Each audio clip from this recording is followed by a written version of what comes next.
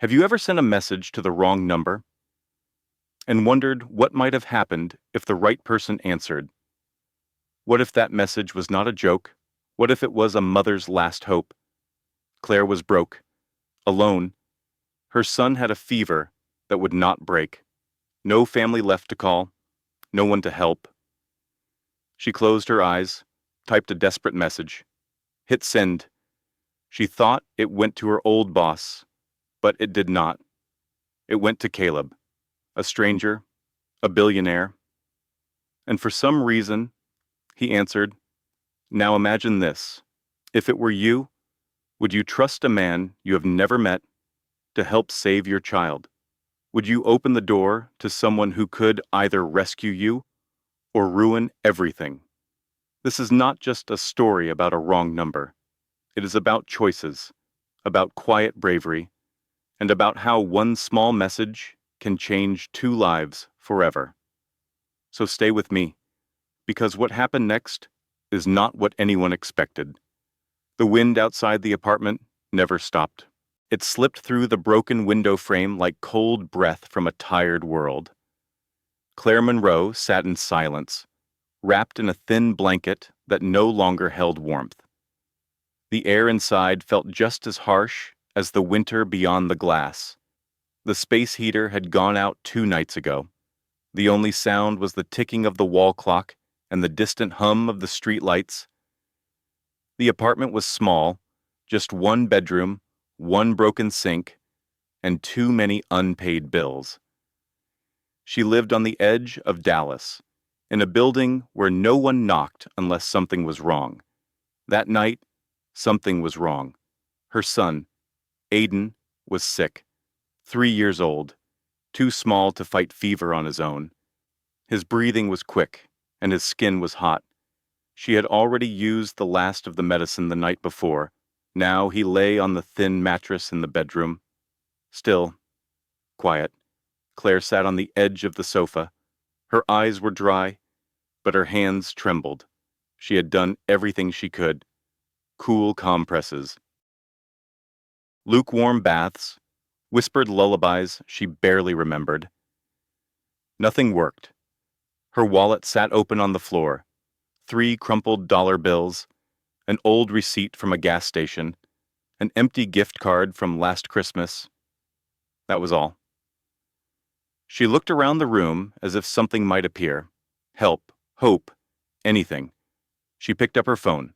The screen showed 6% battery left. She opened her contacts. Scrolled past names that no longer answered. She stopped at one. Tom. He was her ex-brother-in-law. He had lent her money once, reluctantly. She hesitated. Her pride told her not to ask. But pride did not help when your child had a fever. She typed, "Tom, I am sorry to bother you again. Aiden is sick. I need $35 for his meds. I will pay you back Friday. Please." She stared at the message, then tapped send. The screen dimmed, no reply. She set the phone beside her, dropped her head into her hands. Her shoulders curved inward, as if to protect something already broken. She wanted to scream. Instead, she stayed silent. 5 minutes passed. The phone buzzed. She picked it up, heart racing. A message appeared. "I think you meant to send that to someone else." Claire froze. She checked the number. 1 digit was wrong. Her stomach dropped. She typed quickly, "I am sorry. Wrong number. Please ignore." She tossed the phone onto the cushion, closed her eyes, breathed out. A little more of her hope fell away. Another message came. "Is your son going to be okay?" She blinked. What kind of stranger asks that? She thought about blocking the number. Instead, she replied, "We will manage. Thank you." The next message came faster than she expected. "I can help. No strings." Claire frowned. She did not trust strangers, especially not ones offering money. She replied, "Thanks, but I do not take help from strangers." Another reply came, Smart. My name is Caleb. So now I am not a stranger. She stared at the screen. Caleb, just a name, but it did not feel empty. She did not answer. Instead, she walked to Aiden's room, touched his forehead, still burning. She lifted him gently, held him close in the chair by the window. His breath warmed her chest, but not her heart. She cried, quiet tears, the kind that come after too many days of holding everything in. Later, she opened her phone again, typed a message she never thought she would send. This is my Venmo. She pressed send, held her breath. 3 seconds later, the phone buzzed again. Payment received, $3,000. From Caleb Thatcher. Claire stared at the number, then at the name. She blinked, refreshed the app. Still there. She typed, "This is too much. I only needed 35. The reply came, "It is already yours. No catch." One less thing to worry about.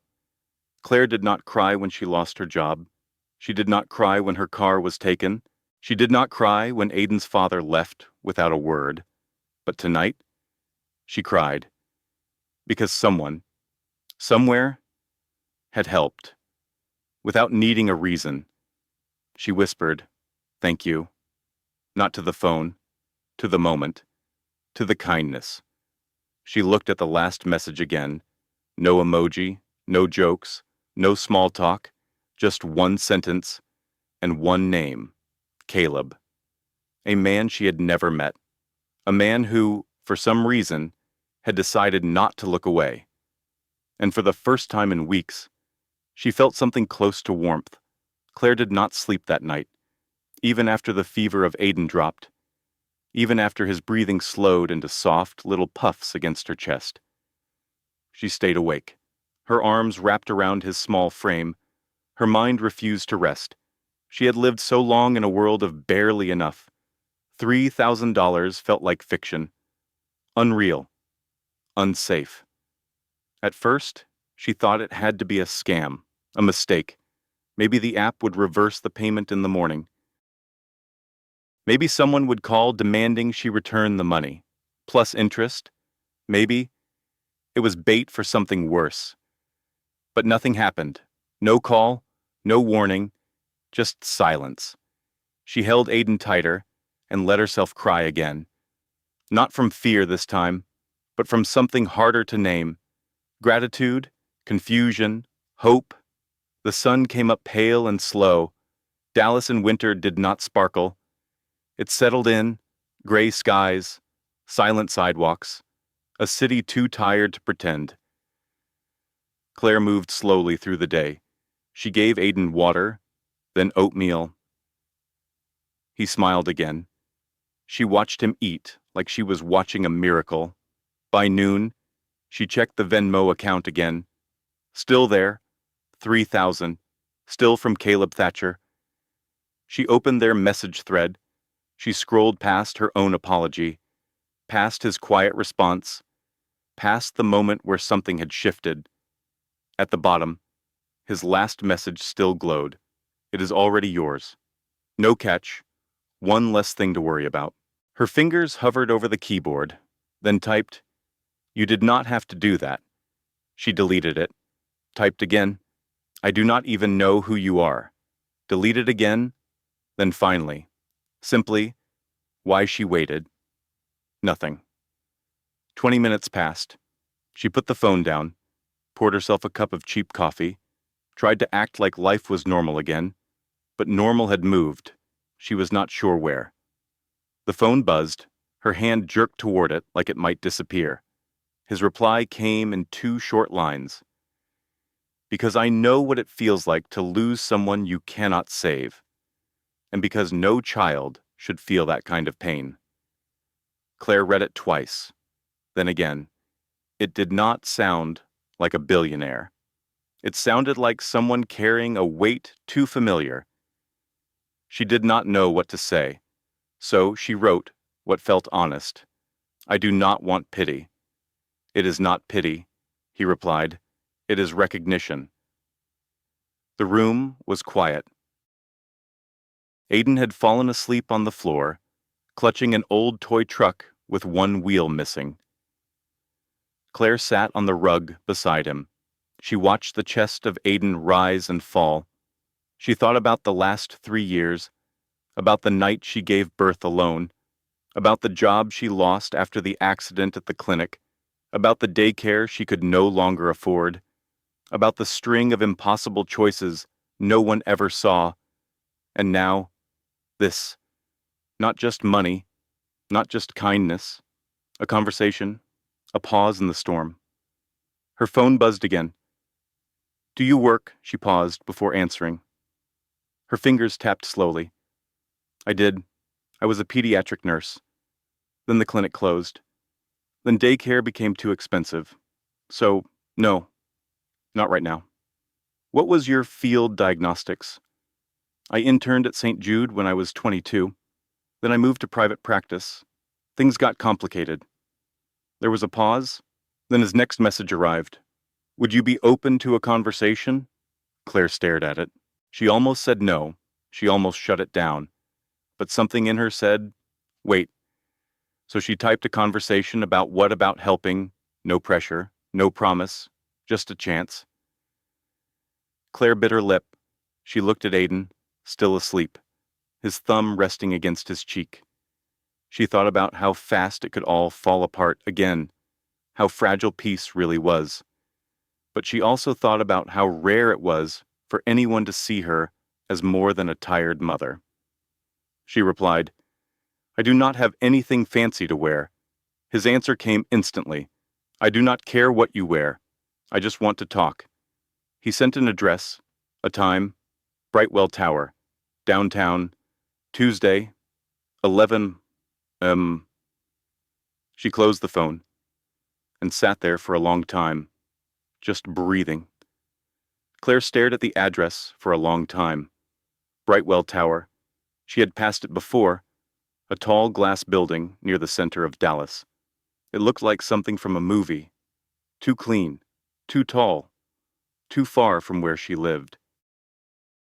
The invitation came with no strings, just a time, just a place.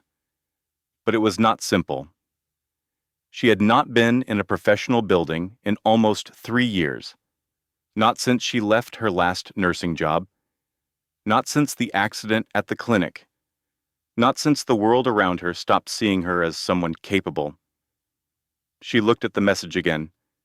Tuesday, 11 a.m. It was Monday now. Cold, still, quiet.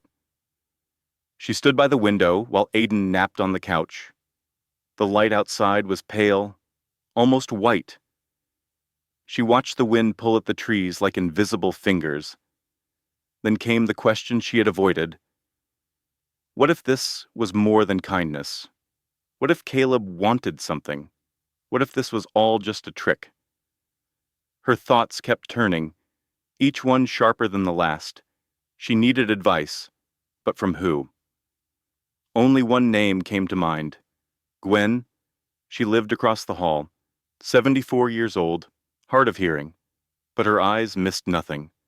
Claire bundled Aiden in a thick blanket, carried him across the hallway, knocked gently on Gwen's door. Gwen opened it in her slippers. Her white hair was tied back with a blue ribbon. She smiled before Claire could speak. Cold day to be wandering, she said, stepping aside. Come in. Bring that sweet boy. Claire entered. The apartment smelled like cinnamon tea and old stories. She sat down, told Gwen everything, the fever, the message, the money, the name, and the invitation. Gwen did not interrupt. She listened like someone who understood silence better than speech. When Claire finished, she waited. Gwen leaned forward. Her voice came soft. Let me tell you something, dear. I once got help from a stranger, right after my husband passed. A man at the bus stop gave me his coat. I never saw him again, but I still wear that kindness like armor. Claire looked down at her hands. I do not want to be tricked. You are not foolish, Gwen said, but maybe it is not about what he wants. Maybe it is about what you need. Claire nodded slowly. I need to believe that good people still exist. Gwen smiled. Then go find out. That night, Claire laid out her best outfit, a blouse that still held its shape, jeans without holes, a pair of boots she had not worn since job interviews. She washed her hair, pressed her hands flat against the mirror. I am still her, she whispered. I am still that woman. Tuesday morning came quiet. Aiden stayed with Gwen. Claire stepped out into the wind, her coat zipped high. She took the bus downtown. Her fingers stayed wrapped around the phone in her pocket. When she stepped off at Main Street, Brightwell Tower stood waiting, tall, silver, silent. She took a breath, entered the building. The lobby smelled of citrus and leather. Men in suits walked past her without a glance. The receptionist looked up as she approached. Name Claire Monroe. I have a meeting. 11 a.m.? The woman nodded. Floor 32. Mr. Thatcher's office. Claire stepped into the elevator, watched the numbers climb, watched her reflection in the mirror walls. She thought about Aiden, about Gwen, about every day that led to this one.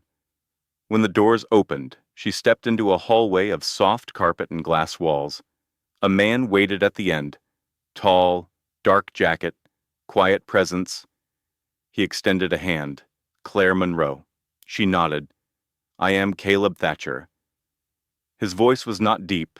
It was calm, measured, like someone who had learned to choose his words. Thank you for coming. Claire followed him into an office that felt less like power and more like memory.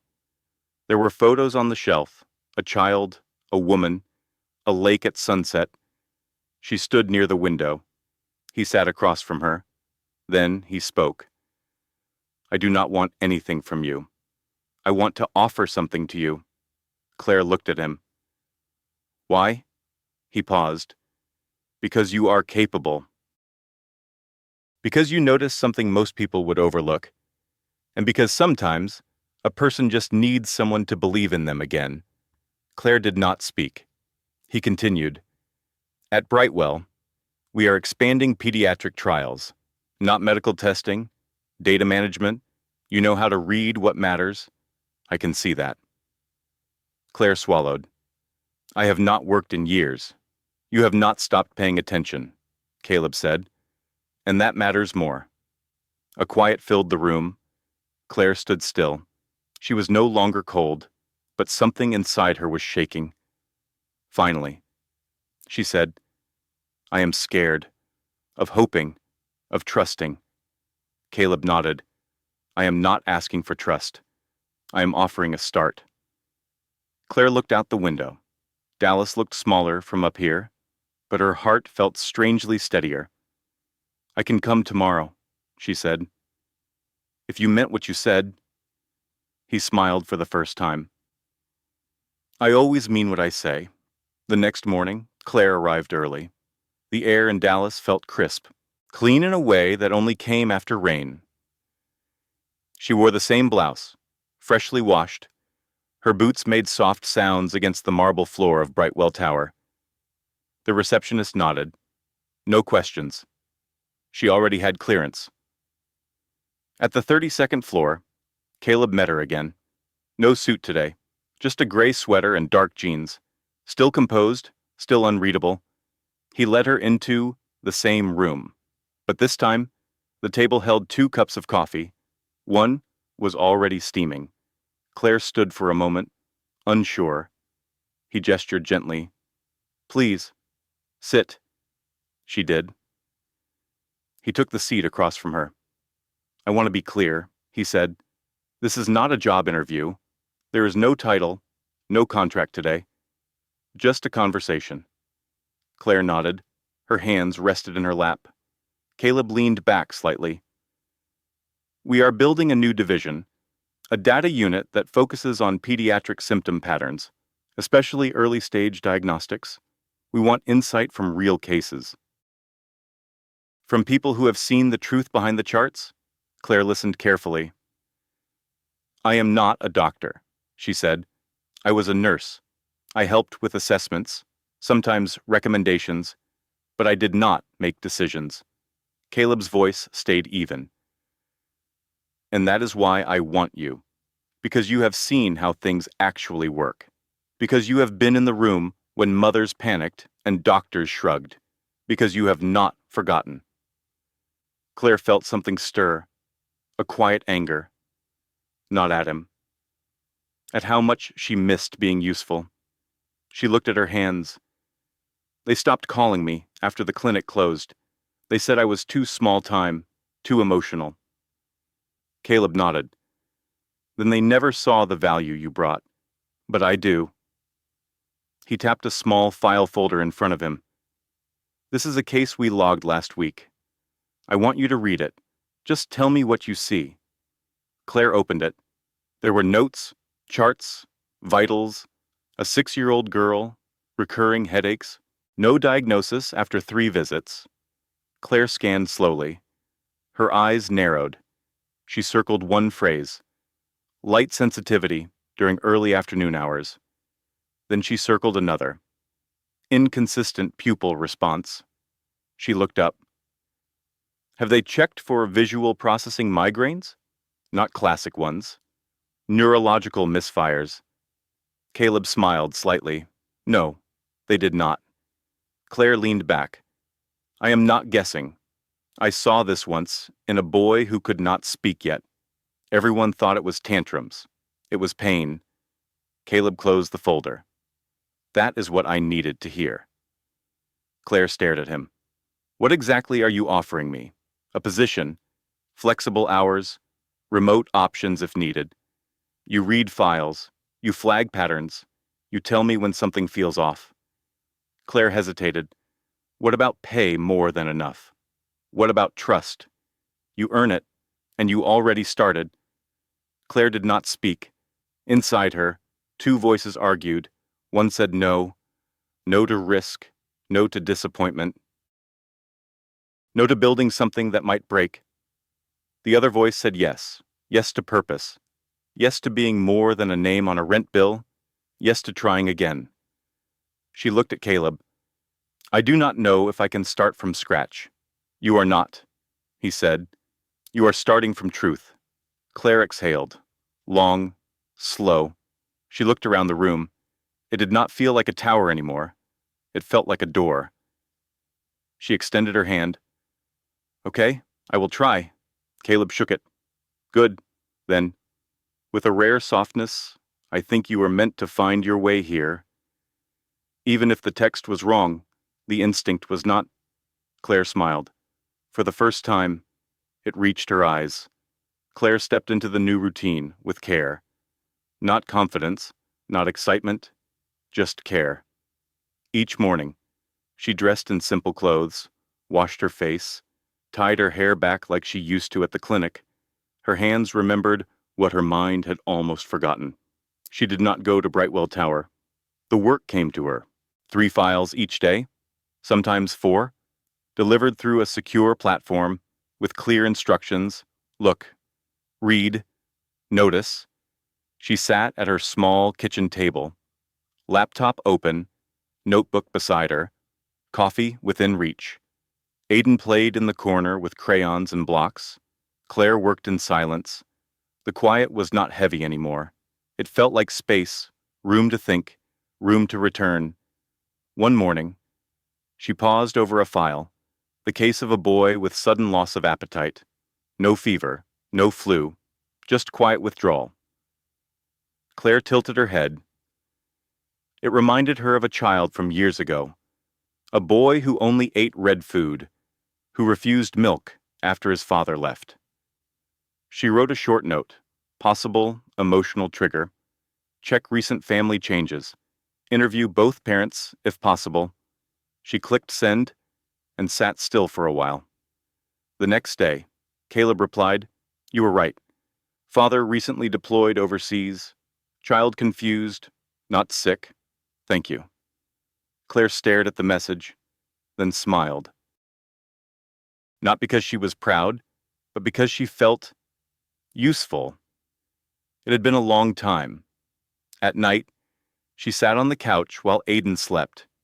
She sipped warm tea, read Gwen's old magazines. Sometimes, Gwen came over.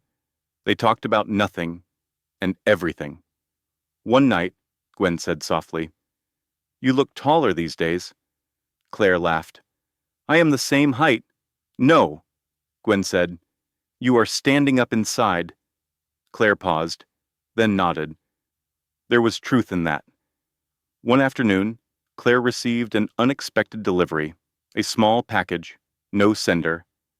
Inside was a brand new stethoscope, dark blue, simple, elegant.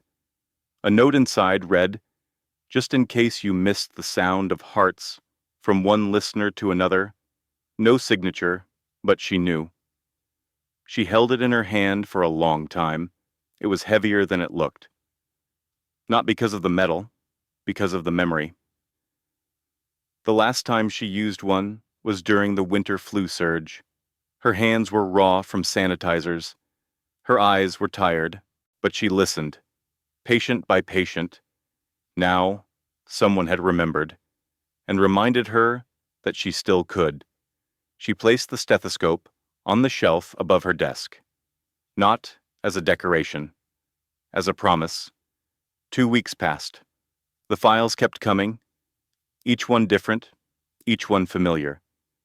Children with symptoms no one could name, parents with eyes full of fear, doctors who wrote with facts but missed the feelings. Claire became the bridge. She read carefully, wrote gently, never more than 10 lines per case. But her words mattered. One morning, Caleb messaged her directly. "There is a team meeting Friday. No pressure to join, but your voice would add value." Claire hesitated. She had not spoken in a team setting since before Aiden was born. The thought made her stomach turn, but she thought of her notes, the impact they had, the trust growing day by day.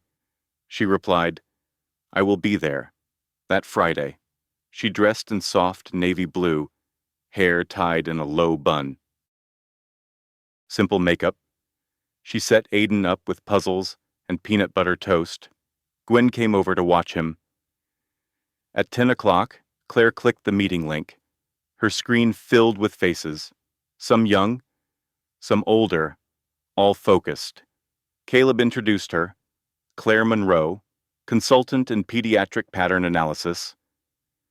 She will be helping us connect data to real life. Claire spoke little, but when she did, the room listened. After the call ended, she leaned back.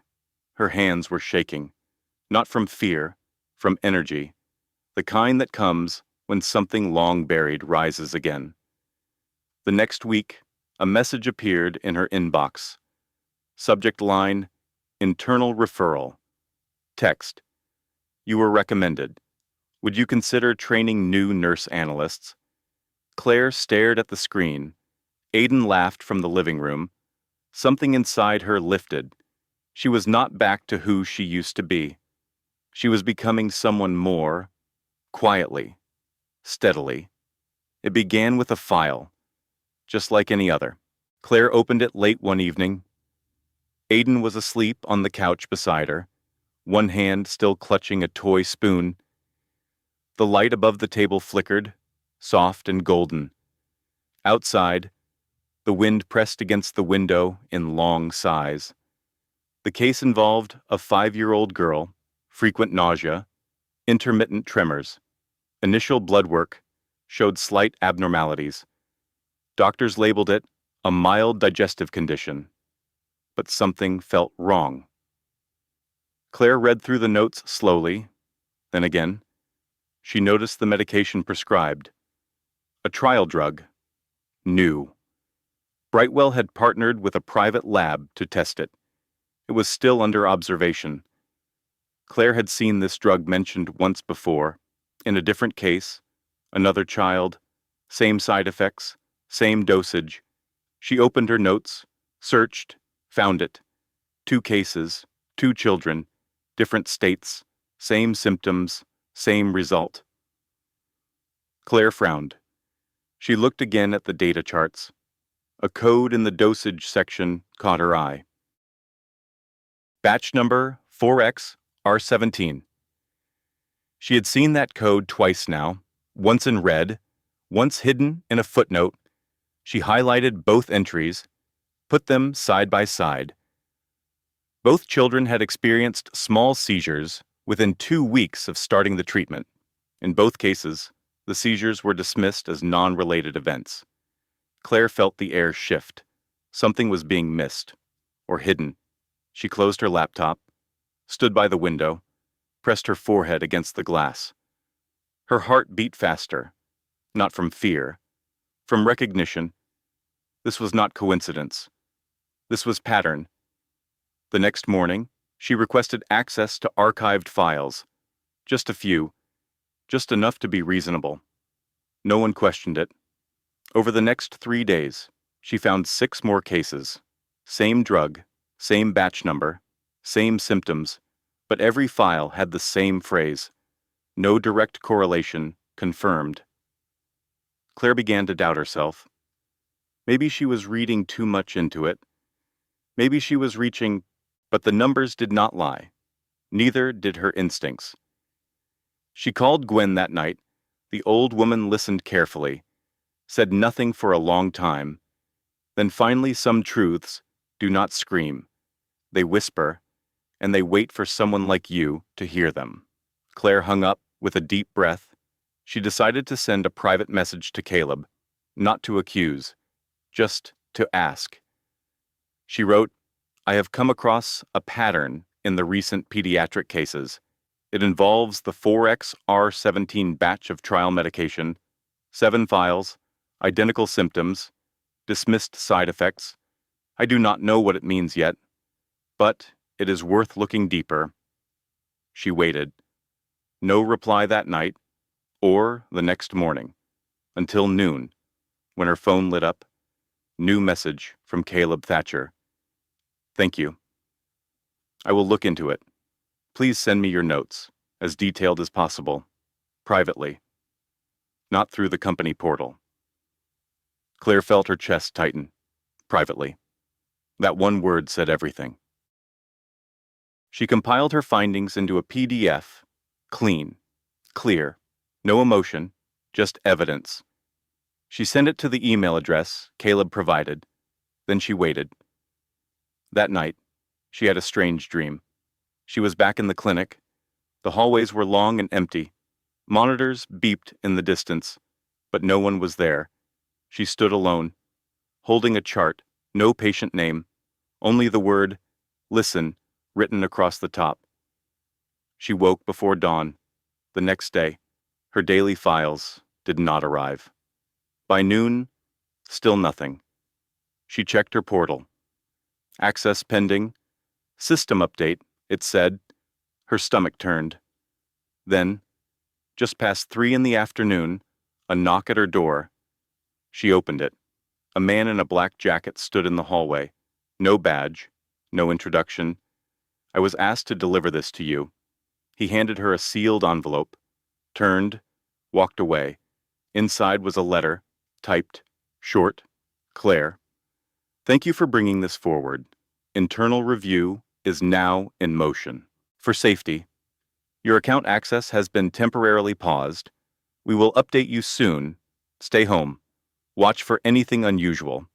Do not respond to inquiries from anyone outside this address. No name." But she knew. It was Caleb. Her hands shook. She looked at Aiden playing with a puzzle on the floor. His laughter filled the room. But her mind was elsewhere. Something deeper had begun, and she was already in it. The letter stayed on the table for 2 days. Claire did not touch it again. She did not throw it away. She simply let it rest there, like something fragile or dangerous. Aiden noticed. "Why do you look sad?" Mama, he asked. Claire smiled. I am just thinking, sweetheart. But the truth pressed against her like cold glass. She was afraid, not just of what she had found, but of what it might cost her. She had spent years trying to rebuild a life. Now, it felt like one message had put her back at the edge. Gwen came by with soup. She saw the envelope. She saw the way Claire kept glancing at it, but she did not ask.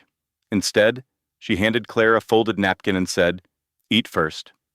Think after. Claire obeyed. Halfway through dinner, Gwen spoke quietly. When I was your age, I reported a supervisor at my old factory job. He had been stealing wages from the women on the floor. It took weeks before anyone listened, but when they did, he was gone by morning. Claire set down her spoon. What happened to you after that? They moved me to a corner desk, Gwen said, with no window, but I slept better. Claire smiled softly. That night, after Aiden went to bed, she opened her laptop. Her work portal was still locked. No messages, no calls, no sign of what would come next. She sat in silence. She could walk away now. Forget the files. Delete the notes. Protect her peace. But something in her refused. It was not about pride. It was about the children, the ones whose names were tucked in files, whose pain had been written off as coincidence. Claire stood, went to her closet, pulled down an old shoebox. Inside were mementos from the clinic, photos, name tags, a thank you note from a mother who had once whispered, You saw what others missed. She held that note in her hand, let it steady her. The next morning, she called the only lawyer she knew, a woman named Meredith Jameson. They had worked together once, during a child custody case at the hospital. Claire had not spoken to her in years, but Meredith remembered. They met in a small cafe near downtown. Claire arrived early, ordered chamomile tea. Her hands shook. When Meredith arrived, she listened. She did not interrupt.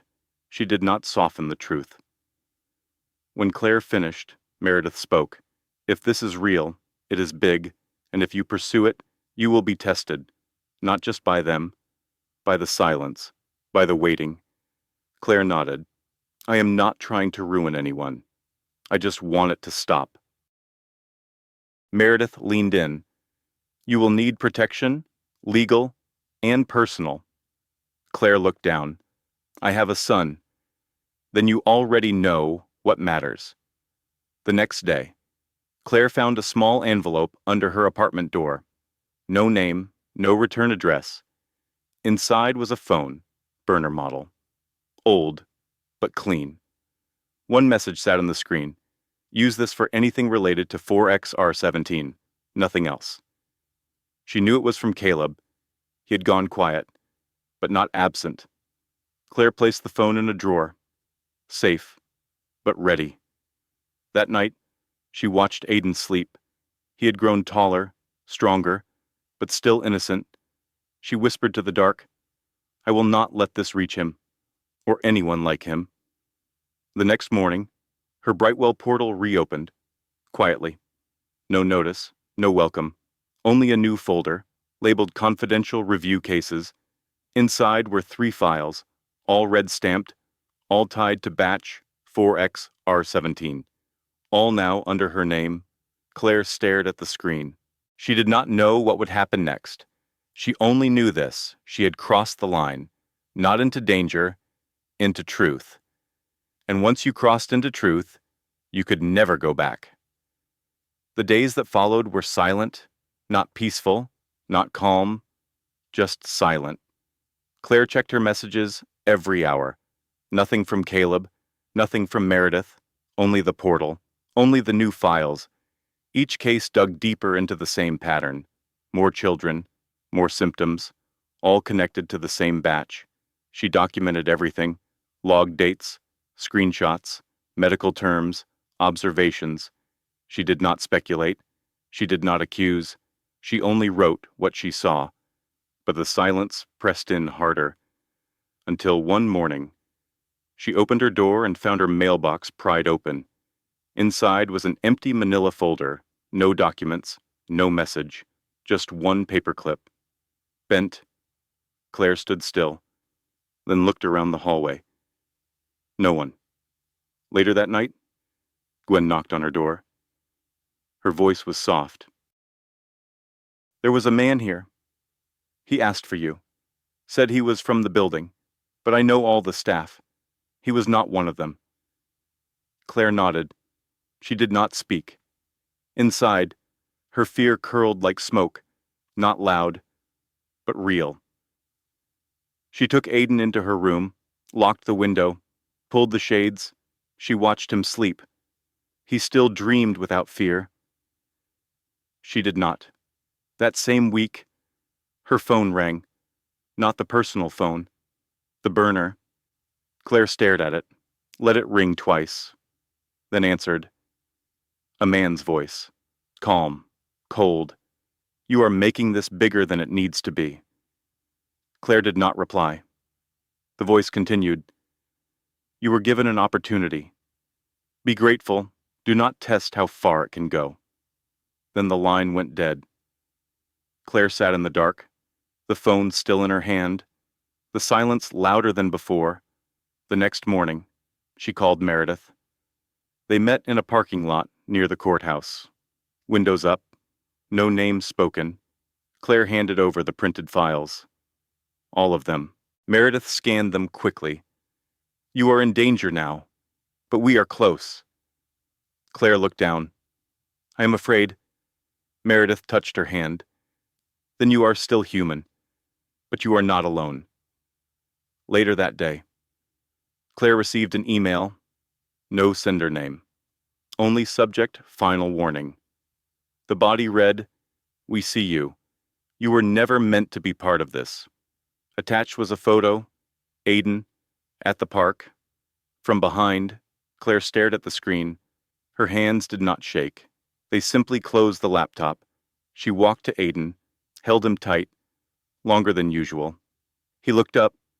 "Are you okay?" "Mama." She nodded. "I will be." That evening, Caleb finally called. Not a message. A voice. "I know," he said. "They are pushing back, harder than I expected." Claire stood near the window. "Why did you go quiet?" "I was protecting the investigation. I needed time." "But I never left." Claire breathed slowly. "What do we do now?" Caleb answered firmly. "We finish it." He gave her the name of a contact. Someone inside the FDA.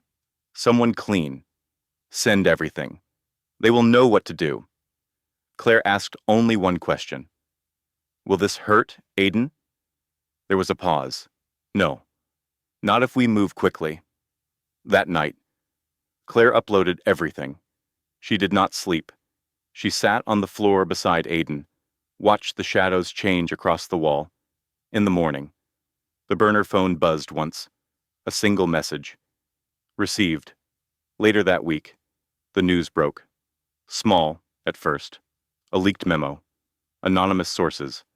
Mention of unsafe pediatric trials. By Friday, it had spread. Brightwell Labs. Batch 4X, R17. Questions about accountability. Inquiries were opened. Claire kept her head down, said nothing. Until one night, Gwen came over with a newspaper. Front page, big bold letters. Whistleblower exposes, pediatric trial risks. No names. Just a single quote in bold: "I did not do this to destroy. I did it so no one else gets destroyed." Claire folded the paper slowly, placed it in her drawer. She would save it for later, for the day Aiden asked her why she did what she did, and she would tell him, because some storms are meant to be faced, even if you are small, even if you are scared. The noise faded slowly. News cycles moved on. New scandals appeared. The world kept spinning. But inside Claire, something had shifted. She no longer felt afraid, not because the danger was gone, but because she had faced it. Now came the quiet. Not the heavy kind, but the honest kind, the kind that comes after you tell the truth. Her daily files had stopped. The portal remained open, but no new tasks appeared. She knew why. Brightwell was under full review. Internal audits, external investigations, staff changes. Caleb had gone silent again. Not cold, just distant. She understood. There were things he could not say. Not yet. One morning, Claire took Aiden to the park. It was warm for winter. The sky, pale blue, stretched wide and empty. Aiden ran ahead, chased leaves, laughed as they flew away from his hands. Claire sat on a bench, closed her eyes. For the first time in months, she breathed without weight. Gwen joined her, 10 minutes later. She wore a red scarf, her steps slower than usual. They sat in silence for a while. Then Gwen spoke. "You stood up, in the middle of a storm, and now you are standing still. That is not nothing." Claire nodded. "I thought I would feel proud, but I mostly feel tired. That is what truth costs," Gwen said. "But the peace is worth the price." Claire looked at her hands. They no longer trembled. That afternoon, she received an envelope in the mail. Inside was a single sheet of paper, a letter from the FDA, brief, formal. "Thank you for your cooperation and insight. Your work contributed meaningfully to the resolution of this case. We acknowledge your role in protecting public safety." There was no signature, just a seal. Claire folded it gently, placed it next to the newspaper article, another moment she would keep. Not for praise, but for proof. She was not invisible anymore. That night, Aiden fell asleep early. Claire cleaned the kitchen, washed the mugs, wiped the counter. Then she opened the old shoebox again. The same mementos sat inside, but this time she saw them differently. Not as fragments of a lost life, but as seeds, signs that she could grow again. She took out her old stethoscope, the one Caleb had sent. It still shined under the light. She placed it around her neck, looked in the mirror. She did not look like she used to, but she looked like someone new, someone ready. The next morning, her email chimed, a message from Brightwell, not from Caleb, from someone else. Subject: New Clinical Ethics Board. "Are you interested in applying?" Claire read it 3 times. The letter said they were creating a new review team. People who had experience in field practice, people who understood risk from the inside. They needed someone who could speak with clarity and care. She stared at the screen, then clicked reply. "I am interested. Please send more information." That afternoon, she took Aiden out for ice cream.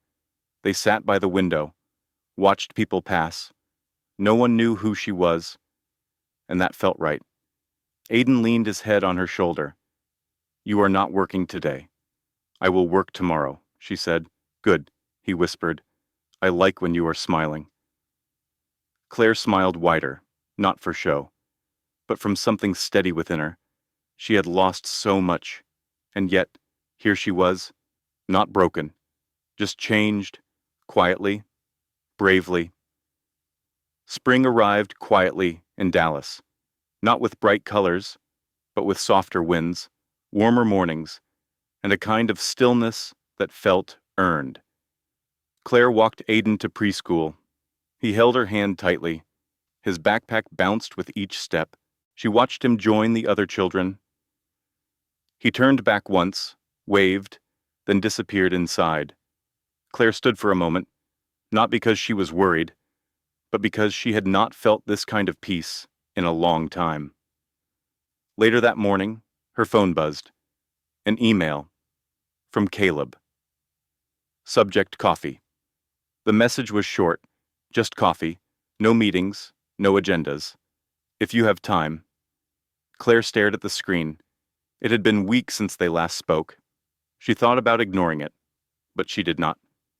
She replied with one word, yes. They met at a small cafe near the river. No suits, no walls of glass, just two people, sitting across from each other. Caleb looked tired, but his eyes were kind. Claire sipped her drink. He spoke first. You changed everything. Claire smiled softly. No, I just saw what others tried to ignore. Caleb nodded.